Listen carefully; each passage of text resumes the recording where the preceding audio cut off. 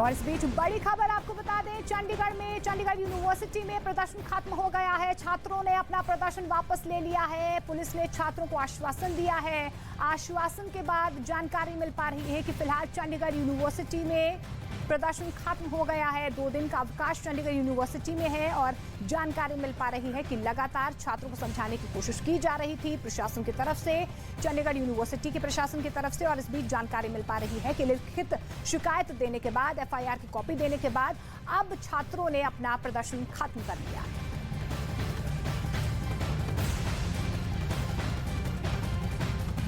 मोहाली के निजी यूनिवर्सिटी के अंदर जिस तरह से वीडियो वायरल हुए थे, उसके बाद से लगातार जो छात्राएं हैं उनका पलायन यहाँ पर से दिखाई दे रहा है। लोग अपने जो स्टूडेंट्स हैं वो हॉस्टल छोड़ते हुए आपको जाते हुए दिखाई दे रहे होंगे, क्योंकि स्टूडेंट कोशिश कर रहे हैं कि यहाँ से चला जाए। आप लोग बात करेंगे, देखिए स्टूडेंट्स बात करने के लिए यहाँ पर तैयार नहीं है। आप देख रहे हैं यहाँ पर जितने भी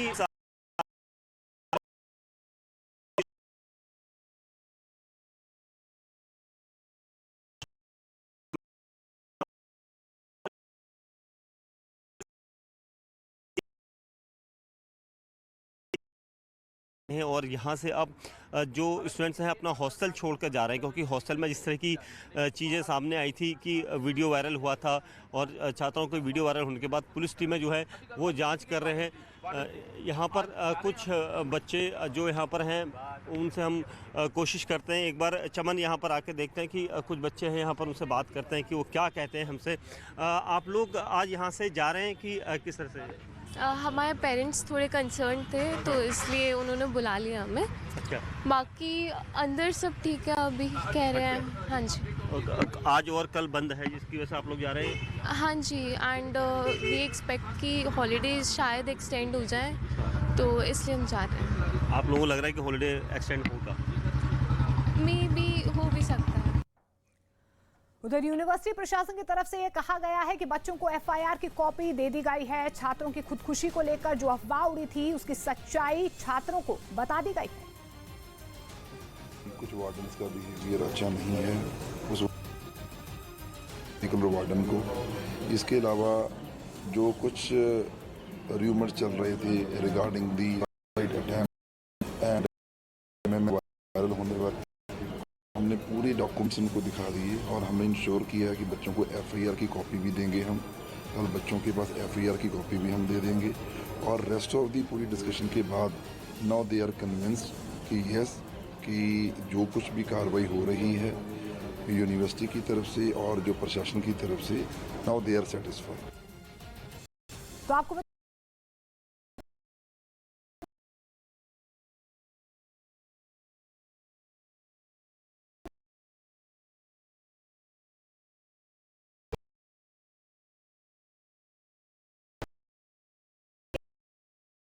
का खत्म हो गया है। यूनिवर्सिटी में 2 दिन का अवकाश है। स्टूडेंट्स वहां से जा रहे हैं, उनको आश्वासन दिया गया है पुलिस प्रशासन की तरफ से, यूनिवर्सिटी प्रशासन की तरफ से। लेकिन जानकारी मिल पा रही है कि आरोपी छात्रा को गिरफ्तार करने के बाद 2 और लोगों को शिमला से गिरफ्तार किया गया है।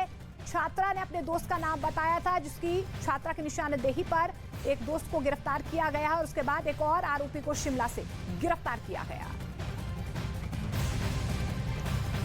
और इस बीच डीआईजी जीएस भुल्लर ने कहा है कि उन्होंने छात्रों से बातचीत की है। छात्रों को बताया है कि पूरे मामले की जांच निष्पक्ष तरीके से की जा रही है। सो ਉਹਨੂੰ ਬਾਰ-ਬਾਰ ਕਲੈਰੀਫਾਈ ਕਰਨ ਦਾ ਸਾਡਾ ਮਕਸਦ ਹੁੰਦਾ ਹੈ, ਬਿਕੋਜ਼ ਕੋਈ ਵੀ ਸਟੂਡੈਂਟ ਸਾਡੇ ਗੁੰਮਰਾਹ ਨਾ ਹੋਣ ਔਰ ਉਹਨੂੰ ਸੱਚ ਦੇ ਨਾਲ ਜੋੜਿਆ ਜਾ ਸਕੇ ਔਰ ਉਹਨਾਂ ਨੂੰ ਕਨਵਿੰਸ ਕੀਤਾ ਜਾ ਸਕੇ ਕਿ ਵੀ ਆਰ ਲॉ ਜਿਹੜਾ ਕਾਨੂੰਨ ਹੈ ਉਹ ਬਿਲਕੁਲ ਸਹੀ ਰਸਤੇ ਤੇ ਚੱਲ ਰਿਹਾ। ਇਨਵੈਸਟੀਗੇਸ਼ਨ ਹੋ ਰਹੀ ਹੈ ਔਰ ਜੋ ਕਾਨੂੰਨੀ ਕਾਰਵਾਈ ਹੈ ਉਹ ਹੋ ਰਹੀ ਹੈ। ਜਿੱਥੇ ਵੀ ਕੋਈ ਉਹਨਾਂ ਨੂੰ ਲੱਗਿਆ ਕਿ ਕਮੀ ਪੇਸ਼ੀ ਹੈ ਉਹਨੂੰ ਅਸੀਂ ਉਹਨਾਂ ਨੂੰ ਅਸ਼ੋਰ ਕੀਤਾ ਹੈ ਐਂਡ ਇਦਾਂ ਹੀ ਹੋएगा। तो मोहाली के चंडीगढ़ यूनिवर्सिटी अश्लील वीडियो मामले में पुलिस ने तीसरे आरोपी को गिरफ्तार कर लिया है। आरोपी को शिमला के रोहड़ू से गिरफ्तार किया गया। इससे पहले आरोपी लड़की और उसके दोस्त को गिरफ्तार किया गया था। क्योंकि चंडीगढ़ यूनिवर्सिटी में लड़कियों के अश्लील वीडियो बनाने का आरोप उनके ही एक साथी लड़की पर लगा, जिसने अपने हिमाचल में रहने वाले दोस्त को वीडियो शेयर किया, जिसके बाद वीडियो सोशल मीडिया पर वायरल हुआ। पुलिस ने जिस तीसरे आरोपी को शिमला के रोहड़ू से गिरफ्तार किया वो बेकरी का काम करता है। आरोप है कि लड़कियों के संदिग्ध वीडियो को इसने वायरल किया। वो काफी समय से आरोपी लड़की के संपर्क में था। आरोपी लड़की भी रोहड़ू की रहने वाली बताई जा रही है। पुलिस ने जो एफआईआर दर्ज की है उसके मुताबिक शनिवार दोपहर 3 बजे 6 लड़कियों ने अश्लील वीडियो बनाने की बात हॉस्टल के वार्डन को बताई, जिसके बाद आरोपी लड़की को बाथरूम में वीडियो बनाते हुए पकड़ा गया। वार्डन आरोपी और शिकायत करने वाले लेकर मैनेजर पहुंची। लड़की से उसका फोन लिया गया और वीडियो बनाने का मकसद पूछा गया। आरोपी लड़की ने बताया कि उसने वीडियो डिलीट कर दिए हैं। उसने ये भी बताया कि उसने ये वीडियो शिमला में रहने वाले अपने दोस्त को भेजे। और जिस वक्त आरोपी लड़की से हॉस्टल में पूछताछ हो रही थी, उस वक्त उसके फोन पर एक नंबर से लगातार फोन आ रहा था, जिसके बाद हॉस्टल मैनेजर और वार्डन ने आरोपी लड़की को उस लड़के से वीडियो वापस मांगने को कहा, जिसे उसने डिलीट कर दिया। उसके बाद लड़की पर अश्लील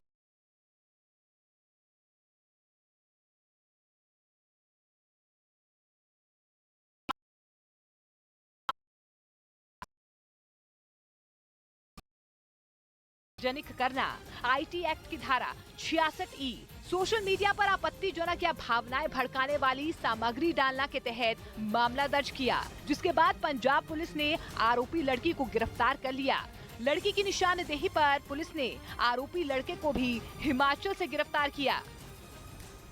तो चंडीगढ़ यूनिवर्सिटी अश्लील वीडियो मामले में आपको बता दें कि लगातार जांच का दायरा आगे बढ़ रहा है। छात्र बेहद नाराज हैं। छात्रों का आरोप है कि यूनिवर्सिटी और पुलिस मामले को दबाने की कोशिश कर रही है। हालांकि छात्रों ने अपना प्रदर्शन खत्म कर लिया, जिसके बाद नाराज छात्रों ने कैंपस में फिर प्रदर्शन किया।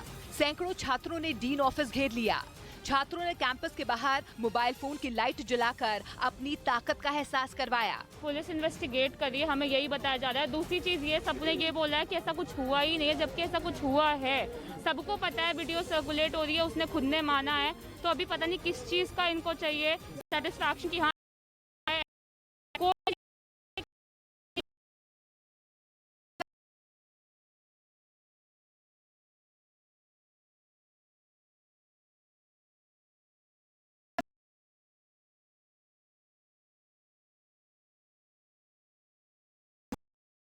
के पेन पेपर पर मांगे लिखेंगे और जो मैनेजमेंट है उन मांगों की सुनवाई यहीं इसी स्पॉट पर करेगा। सूत्रों के मुताबिक छात्रों ने पुलिस और यूनिवर्सिटी प्रशासन से मामले की पारदर्शी जांच, शनिवार को हुए लाठीचार्ज की जांच, अस्पताल में भर्ती स्टूडेंट्स को मुआवजा देने, गर्ल्स हॉस्टल का टाइम 8:30 से बढ़ाकर 9:30 बजे तक करने और हॉस्टल के सभी वार्डन बदलने की मांग रखी। तो पंजाब की प्राइवेट यूनिवर्सिटी में आपत्तिजनक वीडियो बनाने के मामले से छात्र बेहद नाराज है, जिसे लेकर पूरी रात छात्रों ने विरोध प्रदर्शन किया।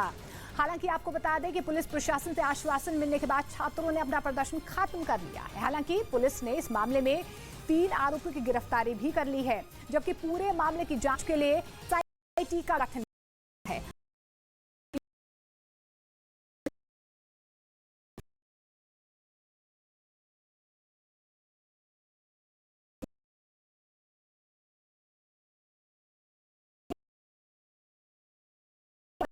इमरजेंसी वार्ड में घुस गया।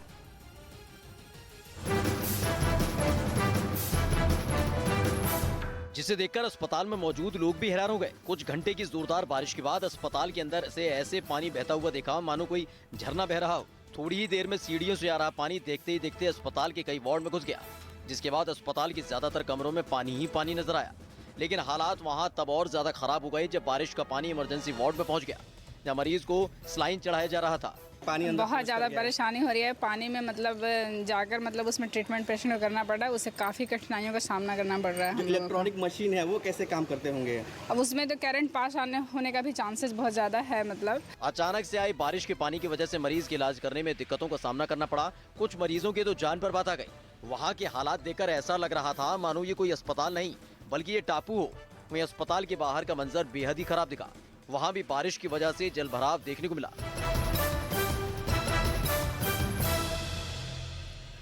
खबर उत्तराखंड से लेते हैं। उत्तराखंड में लगातार हो रही बारिश से परेशानियों का दौर लगातार जारी है। पहाड़ों पर लगातार हो रही भारी बारिश लोगों के लिए आफत बन गई है। कई इलाकों में जमीन खिसकने से जगह जगह सड़कें बंद हो गई हैं, तो नीले इलाकों में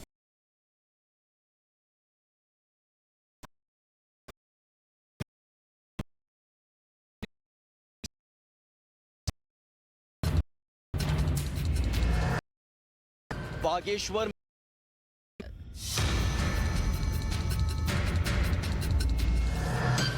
जमीन खिसकने से सड़क बंद।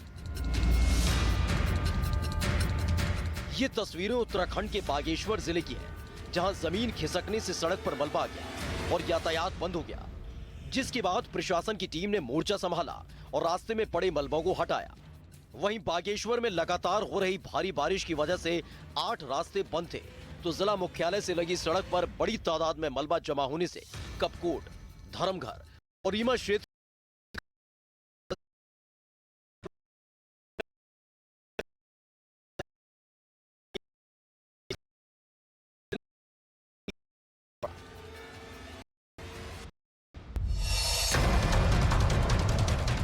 बारिश का पानी कल्याणी नदी के किनारे बस्तियों में पहुंच गया। बस्ती में पानी घुसने से बाढ़ जैसे हालात पैदा हो गए। बाढ़ की वजह से हालात इस तरह खराब हो गए कि पुलिस को मोर्चा संभालना पड़ा। जिले के एसएसपी को पानी में उतरकर लोगों की मदद करनी पड़ी।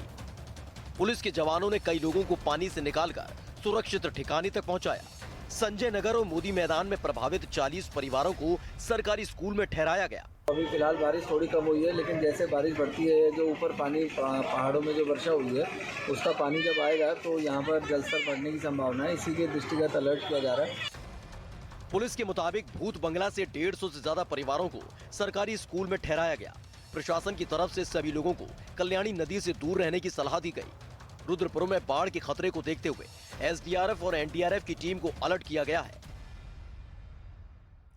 उधर उत्तराखंड के बागेश्वर में लगातार हो रही बारिश की वजह से जमीन खिसक गई है, जिससे एक बड़ा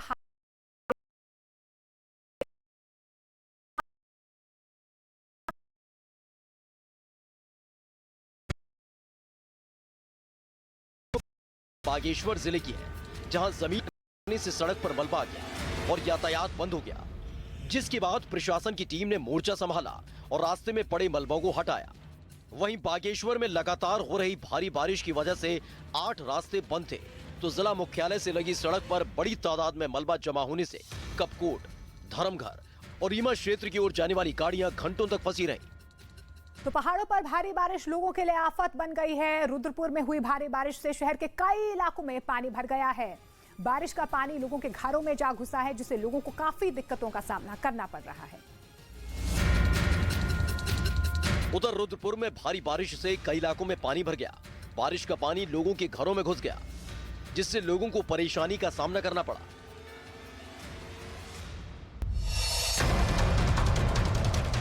बारिश का पानी कल्याणी नदी के किनारे बस्तियों में पहुंच गया। बस्ती में पानी घुसने से बाढ़ जैसे हालात पैदा हो गए। बाढ़ की वजह से हालात इस तरह खराब हो गए कि पुलिस को मोर्चा संभालना पड़ा। जिले के एसएसपी को पानी में उतरकर लोगों की मदद करनी पड़ी। पुलिस के जवानों ने कई लोगों को पानी से निकालकर सुरक्षित ठिकाने तक पहुंचाया। संजय नगर और मोदी मैदान में प्रभावित 40 परिवारों को सरकारी स्कूल में ठहराया गया। अभी फिलहाल बारिश थोड़ी कम हुई है, लेकिन जैसे बारिश बढ़ती है, जो ऊपर पानी पहाड़ों में जो वर्षा हुई है, उसका पानी जब आएगा तो यहाँ पर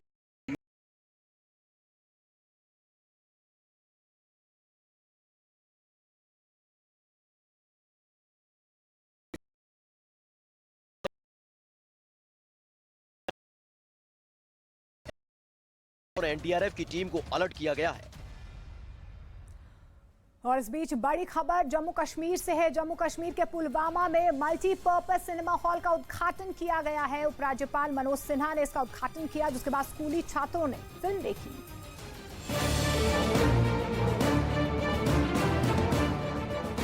ये जम्मू कश्मीर के पुलवामा में बना मल्टीपर्पज सिनेमा हॉल है, जिसका उद्घाटन जम्मू कश्मीर के उपराज्यपाल मनोज सिन्हा ने किया।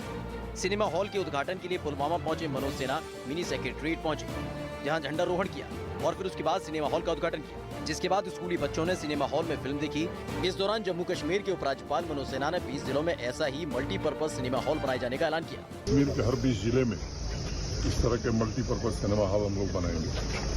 आज पुलवामा के नौजवानों को यह समर्पित कर दिया गया। अभी जा रहा हूँ मैं सुपैया भी बन के तैयार है, वो भी सुपैया के नौजवानों को सपोर्ट कर दिया जाएगा। आने वाले दिनों में आप देखेंगे कि हर जगह इस तरह के मल्टीपर्पज सिनेमा फंक्शन होगा।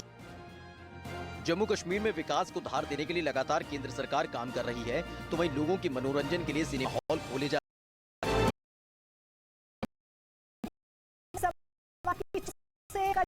डाली। बताइए, इस महिला को दूसरी जगह ले जाने लगा, जिसके बाद ये महिला चलते मोटरसाइकिल से कूद गई और चिल्लाने लगी। इसके बाद मौके पर लोगों की भीड़ जमा हो गई। फिर लोगों ने बाइक सवार आदमी के दोनों हाथ बांध दिए और इस महिला ने चप्पलों से उसकी पिटाई शुरू कर दी। महिला उसके गाल पर चप्पल से मारती रही और मौके पर जमा लोग तमाशा देखते रहे। इसी दौरान वहां खड़े किसी आदमी ने अपने मोबाइल से वीडियो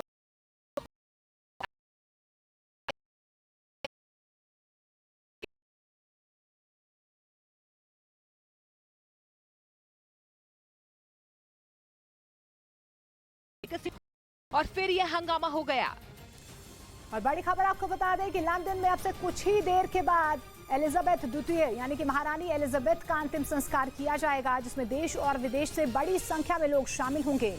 महारानी एलिजाबेथ को वहां के वेस्टमिंस्टर एबी में दफनाया जाएगा, जो कि 753 साल पुराना एक गिरजाघर है, जिसमें शाही परिवारों के सदस्यों की शादी होती आई है और इसी चर्च में उन्हें दफनाया भी जाता है। इसी कड़ी में ब्रिटेन पर सबसे लंबे अरसे तक राज करने वाली महारानी एलिजाबेथ द्वितीय को भी यहां दफनाया जाएगा। महारानी के अंतिम संस्कार के सभी रीति रिवाज उनके बेटे किंग चार्ल्स III और परिवार के दूसरे सदस्य निभाएंगे, जिसके बाद ब्रिटेन में घोषित 10 दिन का राष्ट्रीय शोक खत्म हो जाएगा। बताया जा रहा है कि महारानी एलिजाबेथ द्वितीय के अंतिम संस्कार में 2000 मेहमान मौजूद होंगे, जिनमें अमेरिकी राष्ट्रपति जो बाइडेन समेत भारतीय राष्ट्रपति द्रौपदी मुर्मू भी शामिल हैं। महारानी के ताबूत को लंदन के बर्मिंघम पैलेस के पास वेलिंगटन आर्क तक ले जाया जाएगा, जिसमें उनके बेटे किंग चार्ल्स III और राजघराने के बाकी सदस्य पीछे चलेंगे। वेस्टमिंस्टर हॉल से शुरू होने वाली महारानी की अंतिम यात्रा वेस्टमिंस्टर आबे चर्च पर आकर खत्म होगी, जहां उन्हें दफना दिया जाएगा। ये सब देश और दुनिया के करोड़ों लोग लाइव देख सकेंगे। उधर रूस के ओम्स्क शहर से डरा देने वाली कुछ तस्वीरें सामने आई हैं। यहाँ पर सर्कस में हवा में लटकी एक कलाकार अचानक नीचे गिर गई। बताया जा रहा है कि इस हादसे में उसे गंभीर चोटें आई। क्योंकि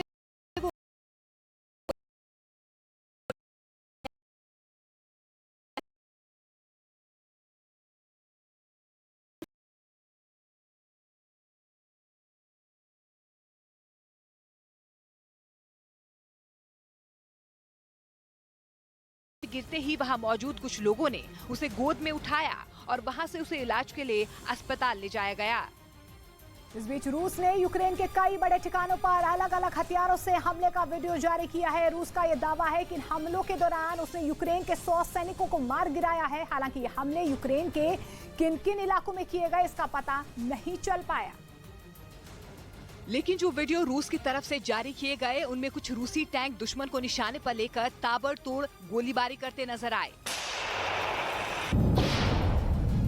केवल पुतिन की सेना के टैंकों से नहीं, रूसी सैनिकों की तरफ से बाकी हथियारों के जरिए भी यूक्रेन की फौज पर हमले किए गए। कहीं गोले बरसाकर तो कहीं रूसी फौजियों ने ज़ेलेंस्की के सैनिकों को तोपखाने से अपने निशाने पर लिया। आसमान से ली गई तस्वीरों में भी जमीन पर तबाही साफ नजर आ रही है। कई जगहों पर हमले के बाद जमीन आग उगलती नजर आई, जिसे यूक्रेन की धरती पर रूसी फौज ने अपनी बड़ी कामयाबी के तौर पर लिया है। रूस का ये दावा है कि उसने अपने सुखोई Su-25 एयरक्राफ्ट से भी यूक्रेन के कई ठिकानों पर मिसाइलें बरसाई हैं। और इस लड़ाकू विमान से हमले का एक वीडियो भी जारी किया गया, जिसमें रूस का सुखोई Su-25 एयरक्राफ्ट दुश्मन के ठिकानों पर मिसाइल बरसाता नजर आया। रूस ने दावा किया कि कम ऊंचाई पर रहते हुए उसके इस लड़ाकू विमान ने ज़ेलेंस्की की फौज को भारी नुकसान पहुंचाया। इस हमले में रूस के सुखोई Su-25 एयरक्राफ्ट ने यूक्रेन के कई सैन्य ठिकानों, हथियारों और बख्तरबंद गाड़ियों को तबाह कर दिया।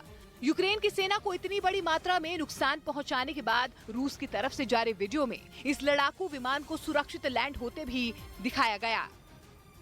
खबर ताइवान से, जहां पर 24 घंटे में 3 बार भूकंप के झटके महसूस किए गए हैं। भूकंप के तेज झटकों से ताइवान दहल उठा है। सबसे पहले आए भूकंप की तीव्रता रेक्टर स्केल पर 7.2 मापी गई है। बताया गया है भूकंप से तबाही हुई है यहाँ पर और एक शख्स की जान चली गई, कई लोग जख्मी हो गए।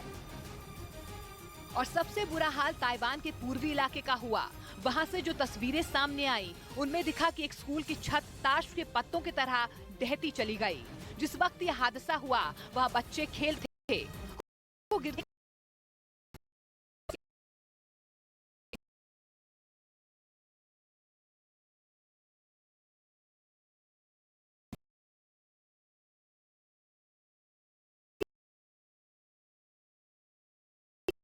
हो। और ये हालात वहां के किसी एक या दो इलाकों में नहीं, पूर्वी ताइवान में भूकंप ने सबसे ज्यादा तबाही मचाई, जिसका नतीजा ये हुआ कि वहां की कई सड़कें और पुल पूरी तरह से बर्बाद हो गए। कई इमारतें मलबे में तब्दील हो गईं। सामने आई तस्वीर में एक इमारत इस कदर जमीन पर गिरी मिली जैसे खिलौने का कोई घर हो। भूकंप के तेज झटकों ने कंक्रीट से बनी इमारत की चंद सेकंड में तस्वीर बदल कर रख दी, जिसकी जानकारी मिलने के बाद वहां राहत बचाव की टीम पहुंची और इमारत में लोगों के फंसे होने की आशंका को देखते हुए रेस्क्यू का काम शुरू कर लिया गया। कई घंटों की कोशिश के बाद उन्हें वहां 4 लोगों को बाहर निकालने में सफलता हाथ लगी। इसी तरह वहां की कुछ और इमारतों को भी भारी नुकसान पहुंचा। सड़कों पर कई गाड़ी और 2 व्हीलर जहां तहां गिरे मिले। कुछ गाड़ियों के अंदर तो लोग फंस गए। तो राहत बचाव के कर्मचारियों ने वक्त पर पहुंचकर जान बचा ली।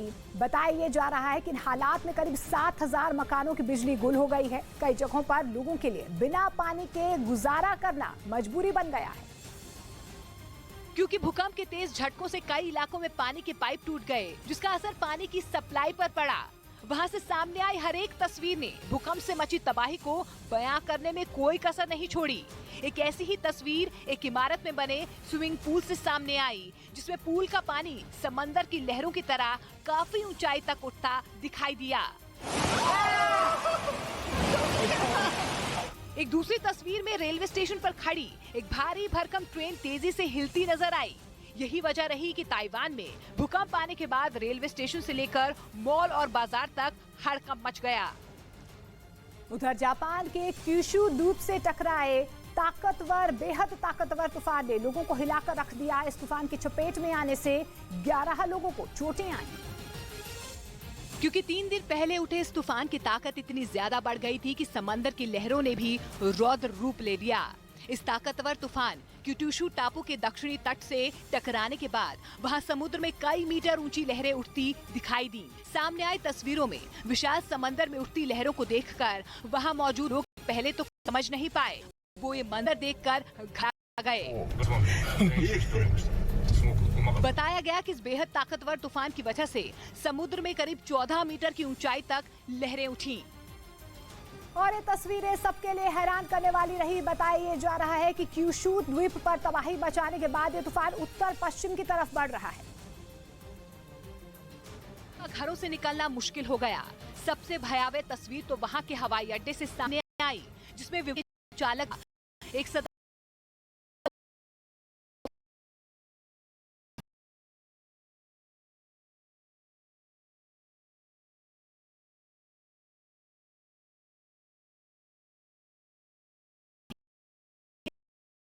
होने से कई इलाके सुनसान नजर आए। वहां सड़कों पर एक शख्स भी नजर नहीं आया। इस ताकतवर तूफान ने लोगों की रोजमर्रा की जिंदगी को अस्त व्यस्त कर दिया। सुकेश चंद्रशेखर 200 करोड़ की महाठगी के मामले में फिल्म अभिनेत्री जैकलीन फर्नांडिस से एक बार फिर से पूछताछ होगी। दिल्ली पुलिस की आर्थिक अपराध शाखा की टीम ने जैकलीन को पूछताछ के लिए तलब किया है, समन्स भेजा गया है। इससे पहले आपको बता दें कि 14 सितंबर को भी जैकलीन से पूछताछ हुई थी, लेकिन आज एक बार फिर से उन्हें तलब किया जाएगा। सवाल जवाब जो है वो दागे जाएंगे जैकलीन के सामने। ईओडब्ल्यू की टीम लगातार सवाल कर रही है जैकलीन से। पिंकी ईरानी के साथ भी जैकलीन को आमने सामने बिठाया गया, इससे पहले पूछताछ हुई है। आज माना यह जा रहा है कि जैकलीन की डिजाइनर को जैकलीन के सामने बिठाकर पूछताछ इस पूरे मामले में की जाएगी। ईडी लगातार अपना दायरा बढ़ा रही है, लेकिन फिलहाल मुश्किलें कम होती नजर नहीं आ रही हैं जैकलीन की। तो 200 करोड़ की महाठगी के मामले में जैकलीन फर्नांडिस की मुश्किलें कम होती नजर नहीं आ रही हैं। दिल्ली पुलिस ने आज एक बार फिर से फिल्म अभिनेत्री जैकलीन फर्नांडिस को पूछताछ के लिए तलब किया है। इससे पहले 14 सितंबर को भी जैकलीन से सवाल जवाब किए गए थे। सुकेश चंद्रशेखर से जुड़ा मामला जैकलीन के लिए गले की फांस बनता जा रहा है। दिल्ली पुलिस ने भी इस मामले में अपनी जांच का दायरा बढ़ा दिया। जैकलीन से 5 दिन में दूसरी बार पूछताछ होने जा रही है। इससे पहले 14 सितंबर को दिल्ली पुलिस की टीम ने पूछताछ की तैयारी की जा रही है। दिल्ली पुलिस की आर्थिक अपराध शाखा की टीम को उम्मीद है कि आमने सामने बैठाकर होने वाली पूछताछ के दौरान लिपाक्षी, जैकलीन और सुकेश चंद्रशेखर से जुड़े कई राज खोल सकती हैं। सूत्रों के हवाले से ये भी दावा किया जा रहा है कि सुकेश चंद्रशेखर ने लिपाक्षी को जैकलीन की ड्रेस बनाने के लिए पैसे दिए थे। 14 सितंबर को हुई पूछताछ में ये भी सामने आया था कि सुकेश ने जैकलीन पर अपना प्रभाव जमाने के लिए उसके करीबियों पर बेतहाशा पैसे लुटाए थे और इसी वजह से जैकलीन उस महाठग के जाल में फंस चुकी थी। और इस बीच बड़ी खबर बिहार के वैशाली से आ रही है, जहां पर बेगूसराय जैसी वारदात सामने आई है। यहां पर बाइक सवार 2 बदमाशों ने अंधाधुंध फायरिंग की, दहशत फैलाने की कोशिश की और फरार हो गए। बदमाशों ने आधा किलोमीटर दूर तक हथियार लहराते हुए फायरिंग की है। फिलहाल जानकारी मिल पा रही है कि पुलिस बदमाशों की तलाश में जुट गई है और पूरे शहर को सील कर दिया गया है। सूचना मिली थी कि यहाँ फायर कोई किया है जी। मोटरसाइकिल से आए थे, गोली वहाँ गिरा हुआ था जी। और फिर खोखा और फिर कुछ देर के बाद ये लोग खोजे तो देख करके गए तो खोखा नहीं था और फिर आए ना वहाँ और खोखा आगे में लोग को मिला तो गिरा के दोबारा ही दिए खोखा। और मध्य प्रदेश के शिवपुरी में एक महिला ने बाइक सवार की चप्पलों से पिटाई कर डाली। बताया यह गया है कि इस महिला ने बाइक सवार से लिफ्ट मांगी थी और वो महिला को दूसरी जगह ले जाने लगा, जिसके बाद ये महिला मोटरसाइकिल से कूद गई और चिल्लाने लगी। के बाद लोगों ने हाथ बांध दिए और इस महिला ने चप्पलों से उसकी पिटाई शुरू कर दी। महिला उसके गाल पर चप्पल से मारती रही और मौके पर जमा लोग तमाशा देखते रहे।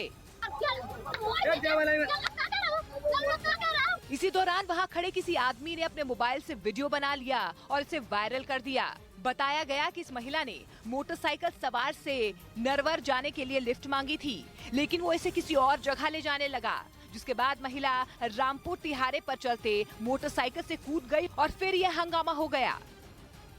बिहार के कटिहार में एक आदमी की मौत के बाद जमकर बवाल हुआ। इस दौरान जब पुलिस लोगों को शांत करवाने यहां पर पहुंची तो गुस्साए लोगों ने पुलिस पर ही हमला बोल दिया।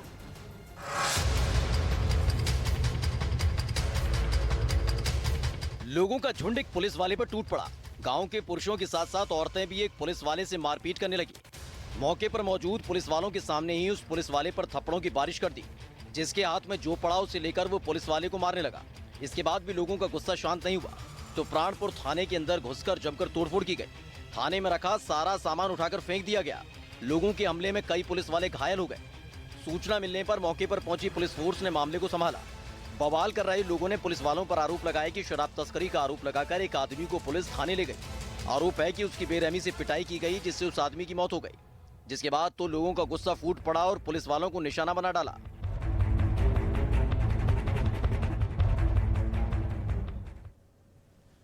उधर बिहार के गोपालगंज में हुई जोरदार बारिश के बाद मॉडल सदर अस्पताल में पानी भरने से मरीजों की मुश्किलें बढ़ गई हैं। बताया जा रहा है कि बारिश का पानी अस्पताल के इमरजेंसी वार्ड में घुस गया।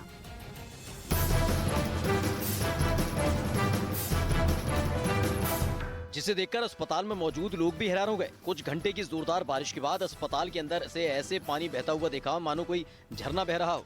थोड़ी ही देर में सीढ़ियों से आ रहा पानी देखते ही देखते अस्पताल के कई वार्ड में घुस गया, जिसके बाद अस्पताल के ज्यादातर कमरों में पानी ही पानी नजर आया। लेकिन हालात वहां तब और ज्यादा खराब हो गए जब बारिश का पानी इमरजेंसी वार्ड में पहुंच गया, जहां मरीज को सलाइन चढ़ाया जा रहा था। पानी बहुत ज़्यादा परेशानी हो रही है। पानी में जाकर उसमें ट्रीटमेंट पेशेंट को करना पड़ रहा है, उससे काफ़ी कठिनाइयों का सामना करना पड़ रहा है। जो इलेक्ट्रॉनिक मशीन है वो कैसे काम करते होंगे? अब उसमें तो करंट पास होने का भी चांसेस बहुत ज़्यादा है। अचानक से आई बारिश के पानी की वजह से मरीज के इलाज करने में दिक्कतों का सामना करना पड़ा। कुछ मरीजों के तो जान पर बात आ गई। वहाँ के हालात देखकर ऐसा लग रहा था मानो ये कोई अस्पताल नहीं बल्कि ये टापू हो। वहीं अस्पताल के बाहर का मंजर बेहद ही खराब दिखा। वहां भी बारिश की वजह से जलभराव देखने को मिला।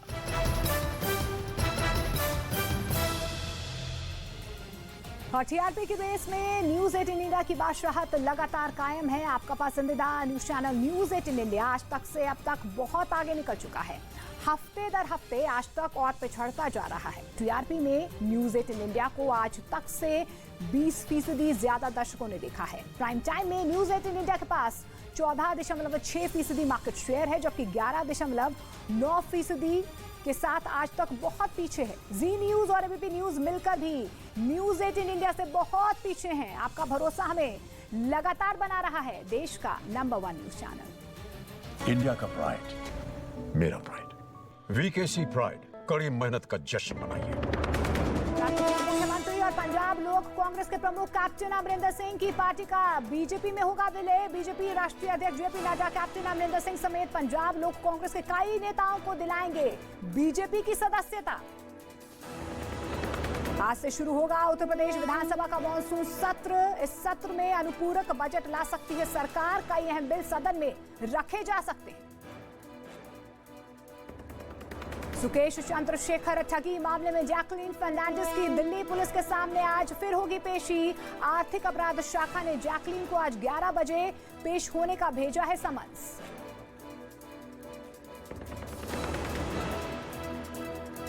आज तक और इंडिया टीवी को पछाड़ न्यूज 18 इंडिया बना भारत का नंबर 1 न्यूज चैनल। देखते रहिए न्यूज 18 इंडिया। स्मार्ट इतना ही नहीं, बार बार रीहीट और रीयूज किए गए तेल से शरीर में फैट की मात्रा बढ़ सकती है। लिवर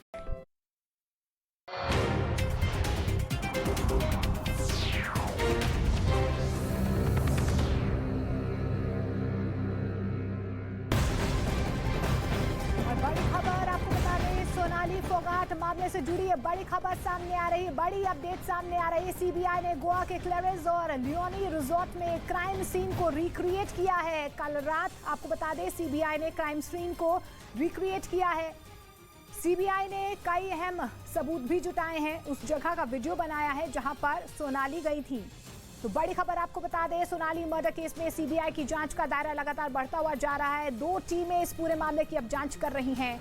सीबीआई ने क्राइम सीन को रिक्रिएट किया है और वीडियोग्राफी भी इस पूरे मामले की जा रही है सीबीआई की तरफ से। लगातार परिवारजन गोवा पुलिस की तफ्तीश से संतुष्ट नहीं थे, जिसके बाद इस पूरे मामले को सीबीआई को सौंप दिया गया है। अब जानकारी मिल पा रही है कि सीबीआई ने क्राइम सीन को रिक्रिएट किया है।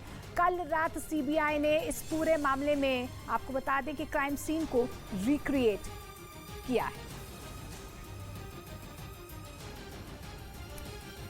सुकेश चंद्रशेखर 200 करोड़ की महाठगी के मामले में फिल्म अभिनेत्री जैकलीन फर्नांडिस से आज एक बार फिर से पूछताछ होगी। दिल्ली पुलिस की आर्थिक अपराध शाखा की टीम ने जैकलीन को पूछताछ के लिए तलब किया है। इससे पहले 14 सितंबर को भी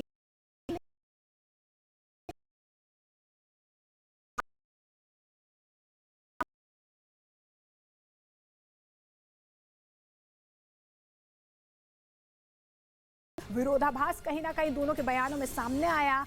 आज माना यह जा रहा है कि जैकलीन की डिजाइनर को आमने सामने बिठाकर पूछताछ हो सकती है।